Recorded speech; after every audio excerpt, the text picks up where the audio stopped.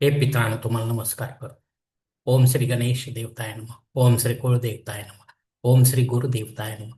ओम सर्व श्री इष्टदेवताय नमो नमः.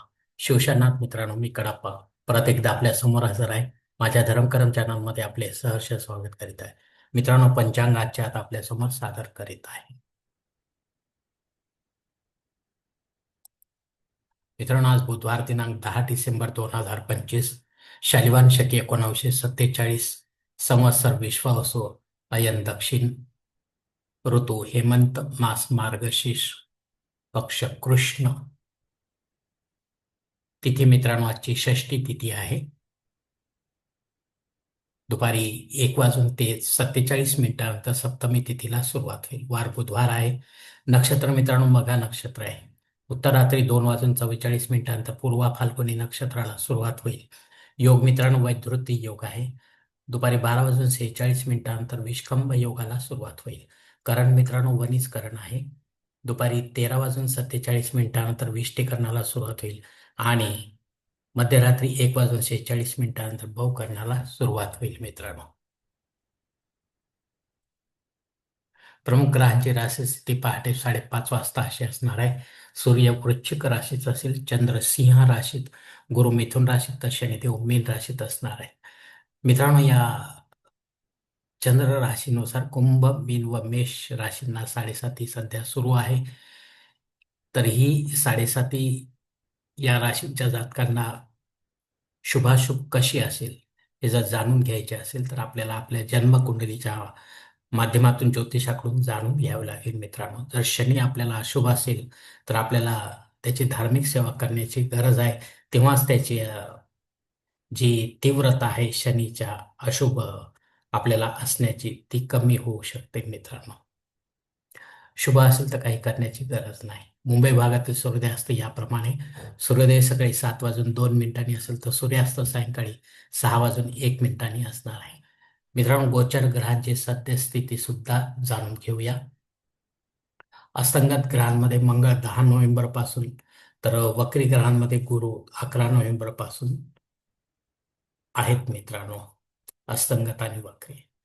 तर हे दोन्ही ग्रह आपल्याला आपल्या जन्मकुंडलीच्या माध्यमातून काय फळ देतील हे सुद्धा आपल्याला ज्योतिषी समजावून सांगतील. मित्रांनो मित्रांनो या पंचांगाच्या आधारे आता आपण आपल्या पूजेसाठी लागणारा संकल्प सोडणार आहोत.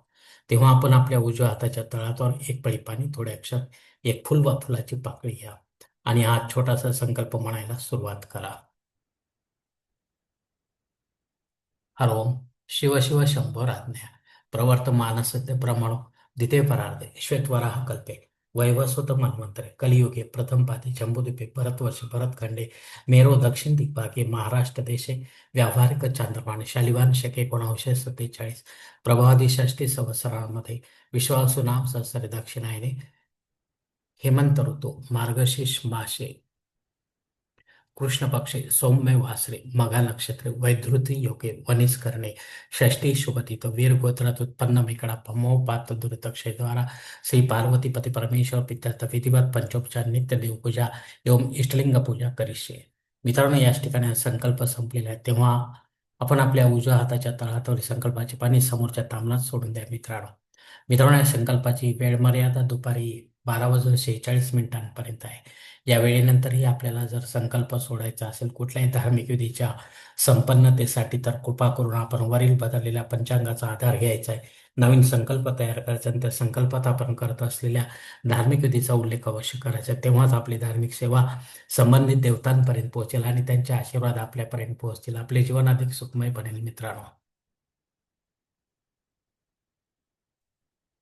मित्रांनो आता मुहूर्त विभागामध्ये पाहूया. या धार्मिक विधीने त्यांचे मुहूर्त काळ याप्रमाणे दिलेले आहेत. सर्वात प्रथम साखरपुडा यासाठी मुहूर्त दिले दिनांक 12, 13, 14, 15 आणि 16. डोहाळ जेवणासाठी मुहूर्त या मासात आता नाहीत. बारसे करण्यासाठी मुहूर्त दिले दिनांक 13 आणि 16. जावळ काढण्यासाठी मुहूर्त दिनांक 15. गृहप्रवेश करण्यासाठी मुहूर्त दिनांक 12 आणि 15. आता मुहूर्ताच्या दुसऱ्या भागात देखील पाहूया. मित्रांनो, उपनयन करण्यासाठी माघ मासाशिवाय मुहूर्त नाही. विवाह करण्यासाठी, वास्तुशांती करण्यासाठी, भूमिपूजन व पायाभरणी करण्यासाठी तसेच देवमूर्तीची प्राणप्रतिष्ठा करण्यासाठी देखील या मासामध्ये आता एकही मुहूर्त उपलब्ध नाही. मित्रांनो मित्रांनो, वरील काही मुहूर्तांच्या तारखेत वेळेची मर्यादा देखील असू शकते. कृपया ते जाणून घेण्यासाठी आपण मला कॉमेंट्स बॉक्समध्ये विचारावे किंवा योग्य पुरोहितास व पंचांगास संपर्क साधावा आणि मगच आपल्या जन्मकुंडलीच्या माध्यमातून आपल्यासाठी योग्य असा मुहूर्त निवडावा, जेणेकरून आपल्या मुहूर्तामध्ये कोणत्याही प्रकारची बाधा उत्पन्न होणार नाही आणि मुहूर्ताचे पूर्णपणे फळ आपल्याला प्राप्त होईल मित्रांनो. आणि असा मुहूर्त जर आपल्याला मिळत नसेल तर मग मात्र आपण स्वतःहून किंवा पंडिताच्या माध्यमातून यापेक्षा वेगळा काही मुहूर्त निर्माण करण्याचा प्रयत्न करू नका, कारण मुळात तो मुहूर्त मुहूर्तच नसल्यामुळे त्याचा आपल्याला काही एक उपयोग होणार नाही मित्रांनो. मित्रांनो, पंचांगातील इतर काही महत्त्वाची जी माहिती आहे ती आता आपण पाहणार आहोत. पंचांग शुद्धी नाही मित्रांनो. दिनविशेषमध्ये सप्तमी श्राद्ध कर्म आहे. जर आपली आई किंवा आपले वडील आपल्याला सोडून या तिथीवर परलोकात निघून गेले असतील, तर त्यांच्या नावाने पिंडदान युक्त किंवा पिंडदान रहित असे श्राद्ध कर्म आपल्याला करायचे आहे. घरी करा किंवा तीर्थक्षेत्री करा, पण विधिवत करा, पंडिताच्या माध्यमातून करा आणि पितर काळामध्ये अर्थात अपराह्न काळामध्ये करा. तेव्हाच आपली पितरसेवा आपल्या पितरांपर्यंत पोहोचेल आणि त्यांचे आशीर्वाद आपल्यापर्यंत पोहोचतील. आपले जीवन अधिक सुखमय बनेल मित्रांनो.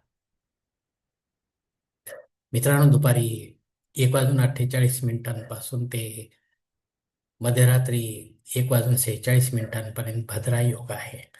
हा भद्रा योग राहूच्या अंडर येत असल्यामुळे हा अशुभ काळ आहे मित्रांनो. या काळामध्ये आपण शक्यतो महत्वाची किंवा विशेष कामे करू नका.